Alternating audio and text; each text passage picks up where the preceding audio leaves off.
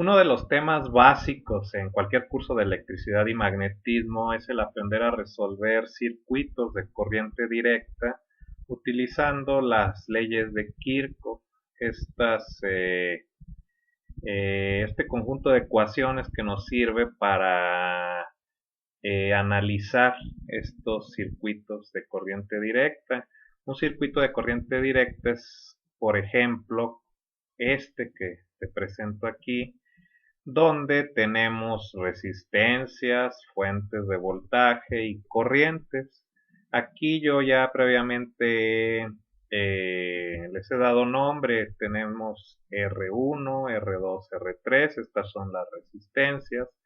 Hay aquí dos fuentes de voltaje y tres corrientes a las que he supuesto que fluyen en el sentido de las flechas rojas y les he llamado I1, I2 e I3.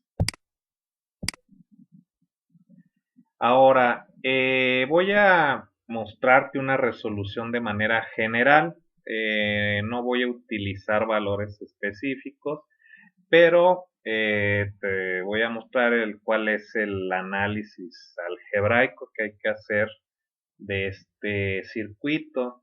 Aquí te presento el mismo circuito, nada más que incluyo ya estas flechas azules que son el sentido que yo propongo para recorrer lo que se llaman las mallas del circuito, que son estos caminos cerrados como este, por ejemplo, o este de aquí arriba, y es sobre estos caminos cerrados o mallas sobre las cuales vamos a aplicar las leyes de Kirchhoff que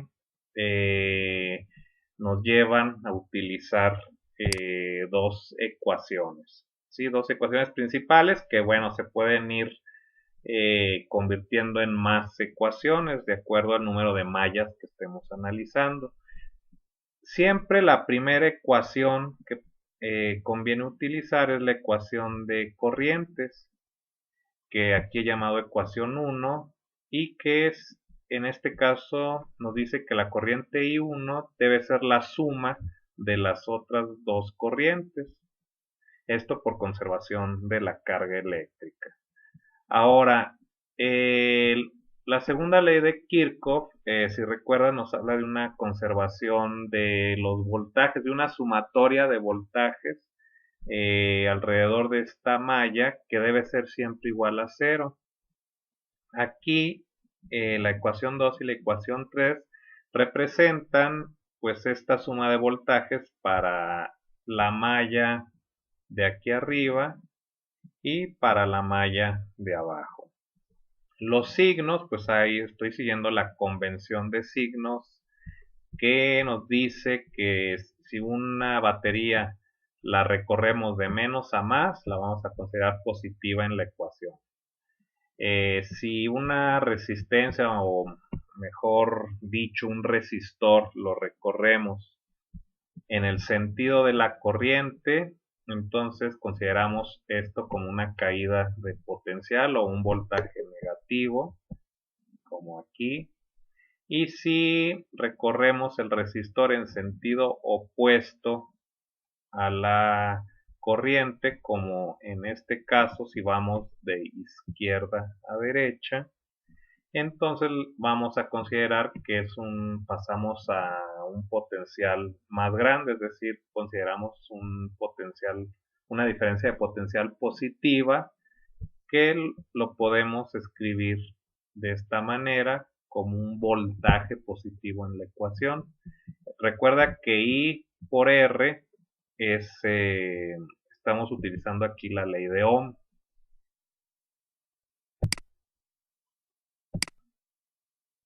Ahora, con esas ecuaciones podemos hacer una combinación de ellas y construir esta cuarta ecuación. ¿Para qué quiero esta cuarta ecuación? Bueno, de aquí podemos combinarla con la ecuación 3 que teníamos anteriormente y tener este resultado que nos permitiría calcular lo que hemos llamado el voltaje 2. Para esto pues necesitamos forzosamente conocer la corriente I2, la corriente I1 y estos dos, el valor de estas dos resistencias. Ahora, esta ecuación, este resultado del voltaje 2 lo podemos sustituir en la ecuación 4 de aquí arriba para buscar despejar lo que sería la corriente I3.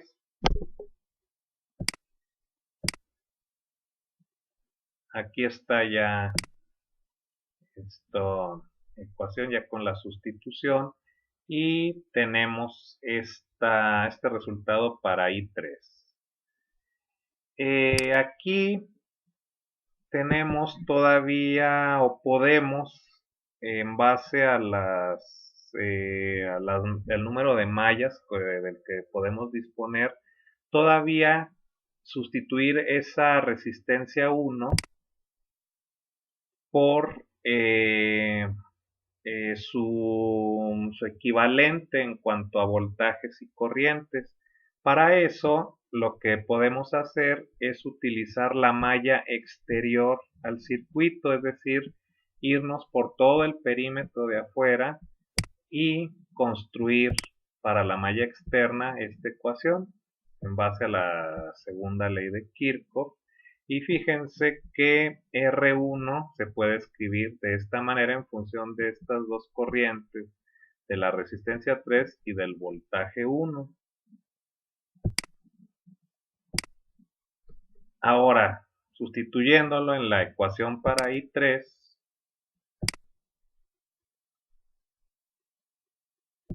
se tendría esto. Aquí nada, estoy jugando con el álgebra, haciendo sustituciones, y entonces tenemos esta ecuación de abajo para I3. Con esta ecuación podemos, considerando que conocemos todos estos valores, encontrar el valor de I3.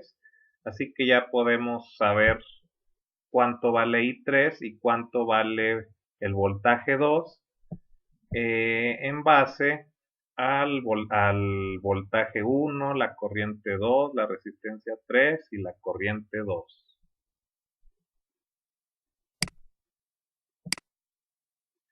Ahora, comúnmente se puede uno preguntar, bueno, ¿qué pasa si cortamos la línea de en medio, esta rama del circuito? De alguna manera la cercenamos aquí.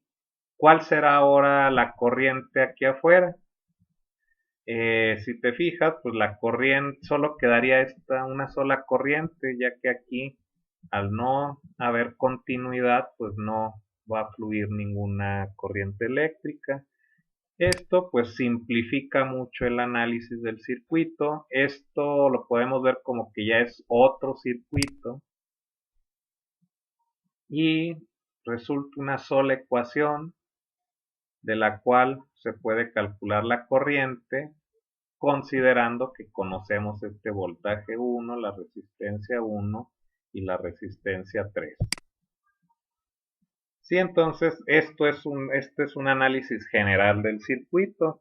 Claro que habría que ya después utilizar valores específicos para poder conocer estas corrientes y voltajes que te acabo de mostrar, pero esta es la manera en que se hace el análisis para, pues digo, utilizando las leyes de Kirchhoff en circuitos de corriente directa.